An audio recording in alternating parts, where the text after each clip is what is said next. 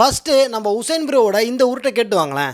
டெல்லியில 15 நாள்ல 800க்கும் மேற்பட்ட பெண்கள் அண்ட் குழந்தைகள் காணாம போயிருக்காங்க. 2018 இருந்து இந்தியாவோட ஓன் எப்ஸ்டீன் ஃபைல்ஸ் இருக்குன்னு சொன்னா நீங்க நம்புவீங்களா? இந்தியாவில் 15 நாளில் 800 பேர் காணாமல் போயிட்டாங்களாமா. இந்தியாவுடைய ஓன் எப்ஸ்டீன் ஃபைல்ஸே இருக்குதாமா. இத பாருடா. ஓ, இந்தியாவுக்குன்னு ஓன் எப்ஸ்டீன் ஃபைல்ஸே இருக்குதா? எங்க ரெஃபரன்ஸ் ஏதாவது காட்டுங்க பார்ப்போம். அது எங்க இருக்கு? நெக்ஸ்ட். எப்ஸ்டீன் ஃபைல்ஸ் அப்படிங்கிறது திட்டமிட்டு ஒரு நபரை கடத்திக்கிட்டு போய் தப்பான விஷயத்துக்கு பயன்படுத்தினா அது எப்ஸ்டீன் ஃபைல்ஸ். ஆனால் டெல்லியில் நடந்தது அகாடமிக் ப்ரெஷர்னால வீட்டை விட்டு போனவங்க, பேரண்டல் பர்மிஷன் இல்லாமல் ரைடு போனவங்க, வழிமாறி போன வயசானவங்க, ஓடி போய் லவ் மேரேஜ் பண்ணிக்கிட்டவங்க, இதெல்லாம் மிஸ்ஸிங் கேசஸ்.